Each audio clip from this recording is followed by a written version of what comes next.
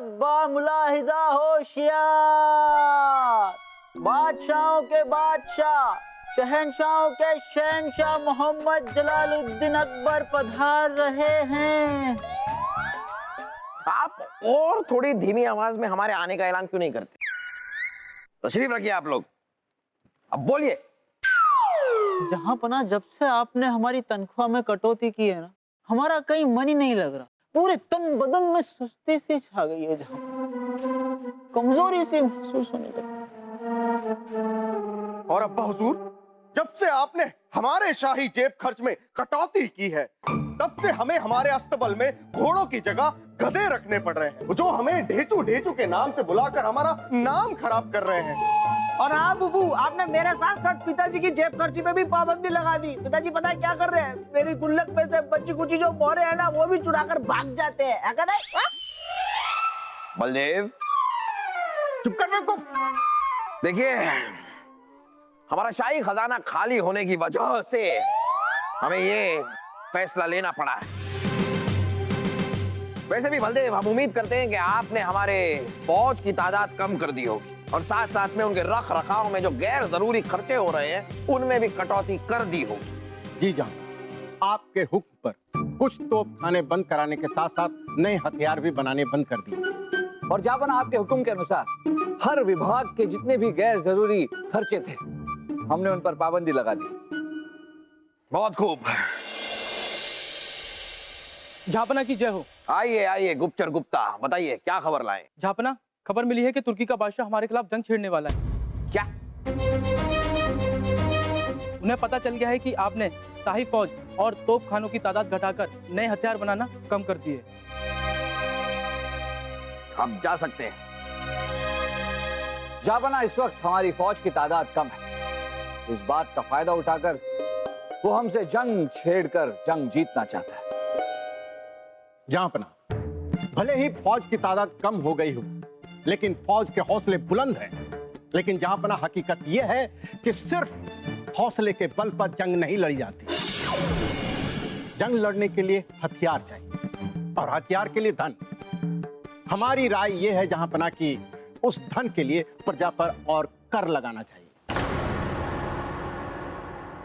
नहीं जापाना, वैसे ही शाही खजाना कम होने की वजह से महंगाई काफी बढ़ गई है। जनता उससे ही त्रस्त है। अगर इस वक्त हमने कर बढ़ा दिया तो जनता ये दुगनी मार झेल नहीं पाएगी। आप सही कह रहे हैं बीरबल। तो फिर जहांपना, इसका एक ही उपाय है। आपने कुछ दिनों पहले जो फैसला लिया था उसे वापस ले लीजिए, नहीं तो शाही खजाना खाली होता जाएगा। बलदेव, हम मोहम्मद जलालुद्दीन अकबर हैं। एक बार जो फैसला हमने ले लिया वो ले लिया, इसे वापस नहीं लिया जाता, चाहे कितना भी नुकसान क्यों ना हो जाए। गुस्ताखी माफ हो जाए ना, तब तो शाही खजाना खाली होता जाएगा और समस्या वहीं के वहीं धरी रह जाएंगी।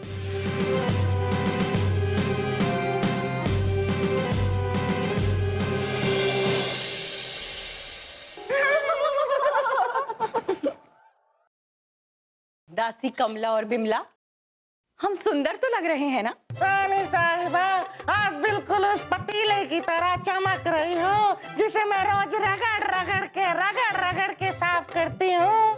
क्यों दासी कमला? हाँ बिमला।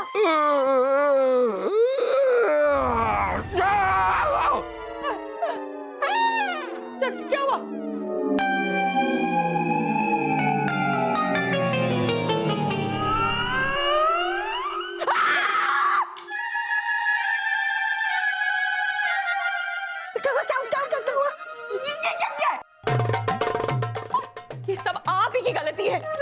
ना आप हमारे खर्चों में कटौती करते, ना हमें अपनी दासियों को नौकरी से निकालना पड़ता और इन दोनों को दासी बना के अपना चेहरा देना पड़ता फजले संवारने के लिए। अरे नहीं नहीं रानी साहबा, कैसी बातें कर रही हैं आप? अपने चेहरे पर ये सब पोत कर आप भयंकर सुंदर लग रही हैं। मित्र तानसेन, तुर्की के साथ हमारी जंग शुरू हो गई है। इससे महंगाई बढ़ गई और महंगाई बढ़ने के कारण हमारी जनता बहुत परेशान है। मित्र बीरबल, हमारी फौज लड़ रही है तुर्की की फौज से। हम जीतेंगे ये जंग ठीक वैसे ही जैसे उबलता हुआ दूध उछलता है मौत से। फौज, दूध, जहांपना, जापना की जय। क्या हो जापना, आप कुछ परेशान लग रहे हैं? हाँ बीरबल, यहाँ शाही खजाना खाली हो रहा है और वहां जंग भी छिड़ चुकी है। ये रानी साहिबा और बलदेव सही तो नहीं कह रहे थे। हमने वो फैसला लेकर कहीं अपनी जिंदगी की सबसे बड़ी गलती तो नहीं कर दी। हा लाइए लाइए लाइए। शुक्रिया शुक्रिया।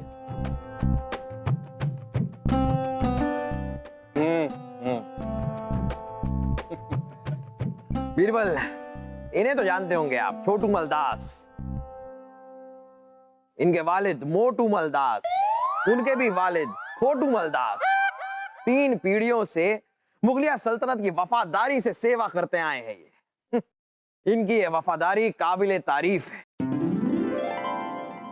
हुजूर, गुस्ताखी माफ। मेरे दादा पर आपके दादा ने एक एहसान किया था, जिसके बदले में मेरे दादा ने उन्हें वचन दिया था कि ये कर्ज उतारने के लिए मेरी आने वाली हर पीढ़ी मुगलिया शाही परिवार की यहाँ सेवा करती रहेगी। आपका कहना है कि सिर्फ इसलिए कि आपके दादा ने वचन दिया था, आप मुगलिया सल्तनत के आप बंधुआ दास हैं? जी हुजूर। मतलब एक एहसान की वजह से आपकी इतनी सारी पीढ़ियां बंधवा मजदूर बनने पर मजबूर हो गई हैं, और इस बात की हमें जानकारी तक नहीं। जहांपना, ये दासी किया मुगलिया सल्तनत के साहूकारों और जमींदारों के कर्ज के बदले उनके यहाँ बंधुआ मजदूर जिंदगी भर काम करते रहते हैं। ये एक बहुत ही बुरी प्रथा है जहाँ सबसे पहले साहूकार महाजन लोग जो हैं वो गरीब लोगों का फायदा उठाकर उन्हें कर्ज देते हैं और फिर उल्टे सीधे तरीके से उस कर्ज का ब्याज इतना बढ़ा देते हैं कि इनकी पीढ़ी दर पीढ़ी उनके दास बन के रहते हैं, उनके बंधुआ मजदूर बन के रहते हैं। हमारी सल्तनत में ऐसी बुराई भी है, लेकिन इस बुरी प्रथा का अब हम अंत करेंगे। बलदेव, हमारी रियासत में ऐलान कर दिया जाए कि आज के बाद कोई भी बंधवा मजदूर नहीं रहेगा। सारे के सारे बंधवा मजदूर आज से आजाद हैं। जी जान। जापना, क्या अब मैं बंधुआ दास नहीं हूँ? नहीं, आज से आप बंधुआ दास नहीं। हुजूर, जापना मारे सारे साहूकारा पर कहीं इतना जुल्म करने लाग रहा है। मारा बंधुआ मजदूर मारा बाप दादा से कर्जो लियो है। अब थे ही बताओ, बिना कर्जा वसूली के मैं क्या छोड़ दिया, क्या आजाद कर दिया वही खाता खोल के। हुजूर, वो कहा है कि अगर जहांपना बंधुआ मजदूर को आजाद करना चाहते हैं तो पहले हमारे बाप दादा का वो कर्ज सूद समेत हमें दिला दे, जो बंधुआ मजदूर के बाप दादा ने उनसे लिए रहे सूद लगा के। खैर, बलदेव जी गए हैं जापना के सामने आपकी बात रखने के लिए। आ गए, ये लीजिए।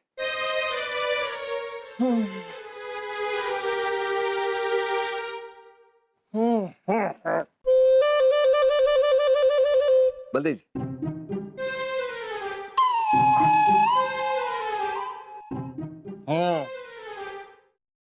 बताइए बलदेव जी, क्या कहा जापना ने? जहांपना ने रियासत के सभी बंधुआ मजदूरों का कर्ज शाही खजाने से चुकाने का फैसला किया है। बताइए, आप लोगों ने कितना कितना कर्ज दिया है? हुजूर, हमारे 7 बंधुआ मजदूरों की 3 पीढ़ियों को मिला के सूद मिला के लगभग 10 लाख मोरे होवे से वही खाता खोल के। हुजूर, वो कहा है कि हमारे 10 बंधुआ मजदूर के 4 पीढ़ी के कर्ज 20 लाख मोहर खुतबा सूद लगा के।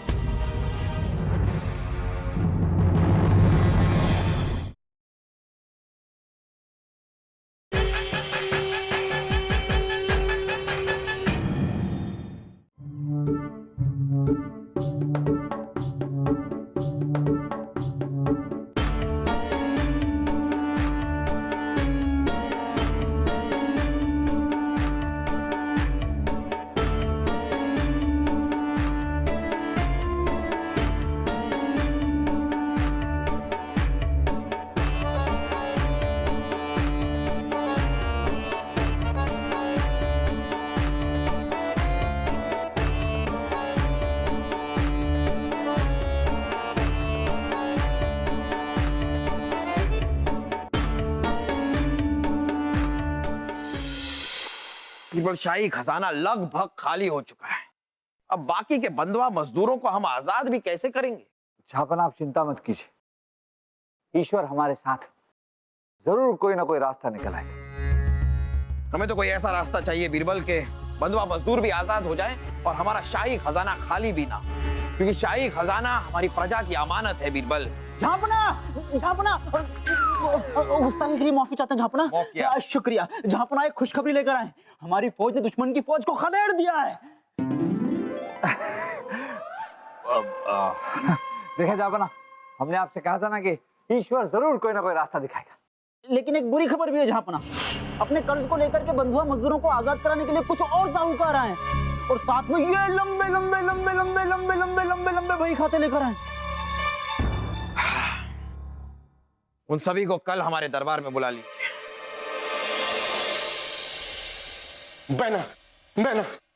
बहना, रियासत के सारे बंधुआ मजदूरों को आजाद कराने के लिए जहांपना ने साहूकारों को उनके कर्ज से ज्यादा रकम देने का वादा किया है। ये क्या कह रहे हैं भाई साहब? वैसे ही कर्ज चुकाने में जहांपना ने सारा खजाना तो उजाड़ दिया है। अब ये कर्ज से ज्यादा रकम क्या महल बेचकर देंगे? बहना, हमें तो लगता है कि जहांपना हमें सड़क पर उतार लाएंगे।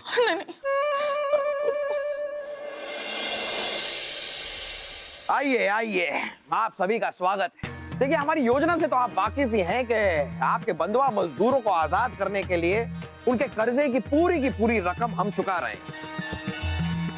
लेकिन आपको जानकर खुशी होगी कि हमारी नई योजना के हिसाब से हम सिर्फ वो रकम नहीं चुकाएंगे, हम उससे कई ज्यादा रकम आपको देने वाले हैं। जी हाँ, जाहिर सी बात है, यही बात जानकर ये कुछ तो नए साहूकार हमारे सामने खड़े हैं, लेकिन कुछ पुराने वाले भी हैं जिनको पहले ही हम कर्जे की रकम दे चुके हैं। लेकिन आप सभी का स्वागत है। लेकिन आपको यह भी बता दें कि ये जो रकम होगी, ज्यादा रकम, वो तय हम नहीं करेंगे, वो तय आप भी नहीं करेंगे, वो तय करेगा आपका पसीना।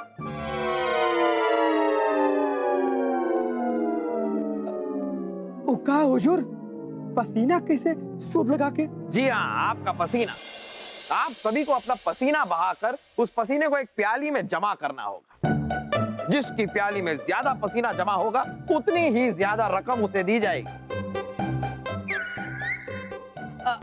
हजूर, माना थारी बात समझ को नहीं आई। अब पसीने की प्याली से क्या पता चलेगा कि रकम कितनी हुई है?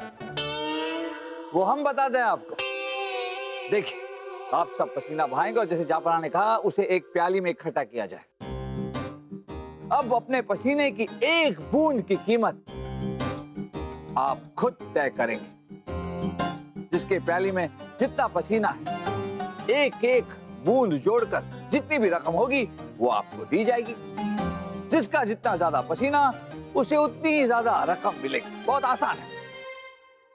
जहांपना, ये लालची साहूकार पसीने के एक बूंद की कीमत ज्यादा से ज्यादा निर्धारित करने की कोशिश करेंगे ताकि इन्हें ज्यादा से ज्यादा रकम मिले। ना ना हजूर, मैं साहूकार तो हिसाब किताब में गणा ईमानदार से।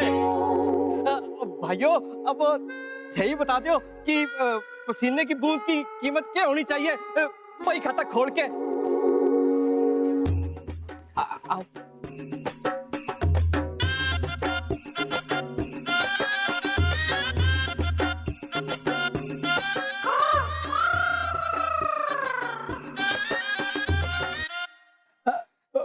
का है ना हुजूर, हम सब साहूकार आपस में मशवरा करके ईमानदारी से पसीने का एक बूंद की कीमत 1 लाख रुपए तय किए हैं हुजूर। देख लिया जहांपना, देख लिया। पसीने की एक बूंद की कीमत 1 लाख मोहरे। ऐसे तो 10 बादशाहों के शाही खजाने भी ये रकम अदा नहीं कर पाएगी। नहीं बलदेव, हम अपनी जुबान दे चुके हैं। हमें एक बूंद की कीमत 1 लाख सोने की मोहरें मंजूर है।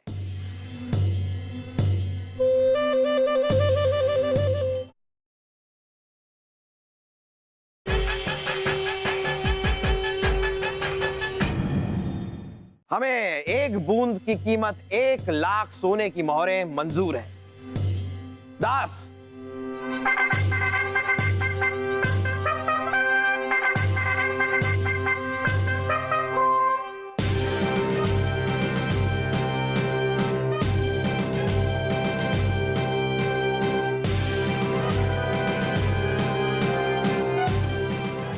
चलिए अपना पसीना बहाना शुरू कीजिए। तो चलो साहूकारो, शुरू हो जाओ।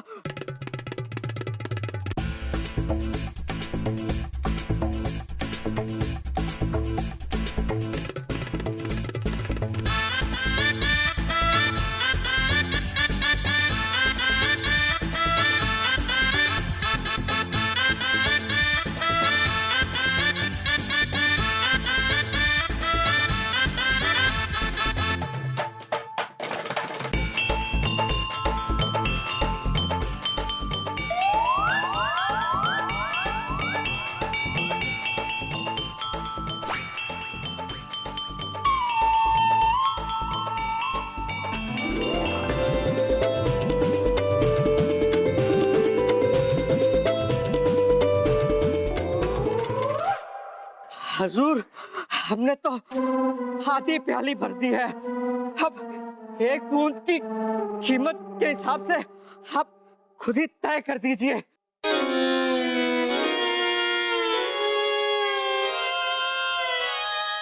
चलिए देखते हैं कि आपके इस प्याले में कितने बूंद पसीना है।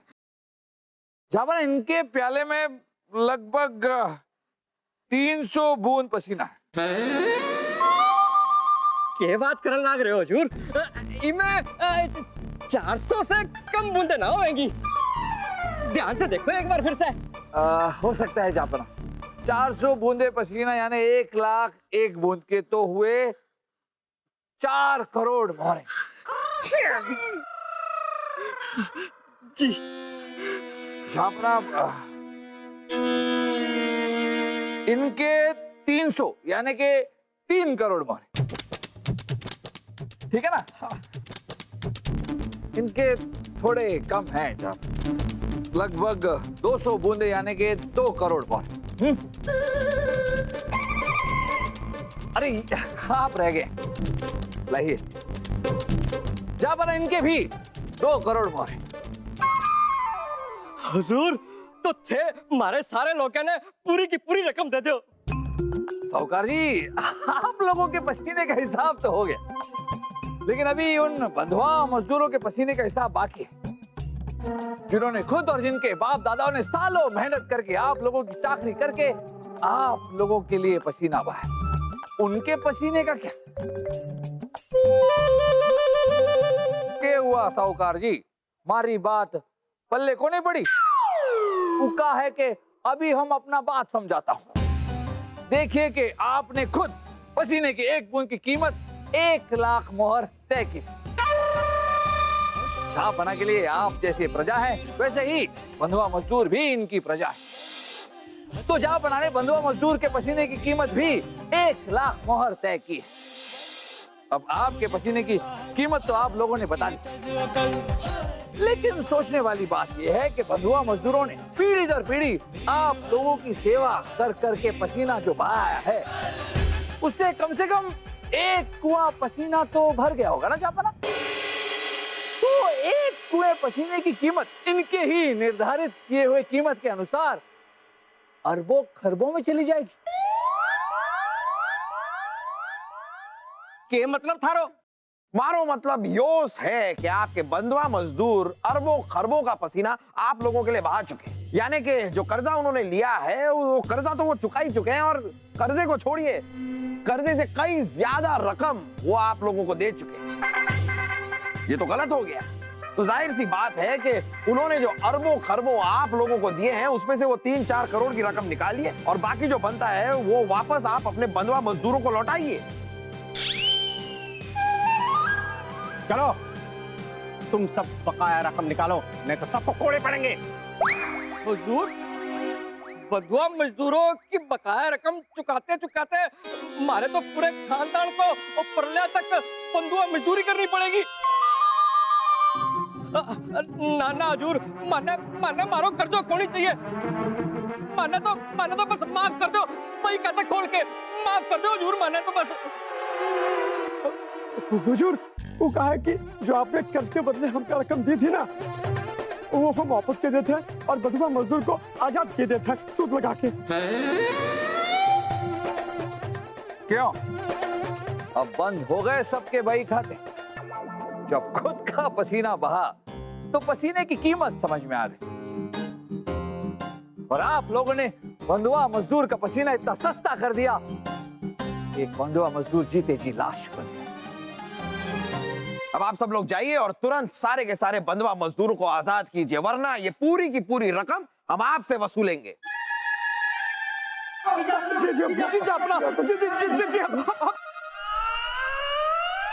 वाह बीरबल वाह, अपनी इस पसीने की योजना से आपने ना ही सिर्फ बंधुआ मजदूरी जैसी चीज को जड़ से उखाड़ कर फेंक दिया है, बल्कि आपने हमारे शाही खजाने को भी बचा लिया। बताइए बताइए क्या इनाम चाहेंगे आप?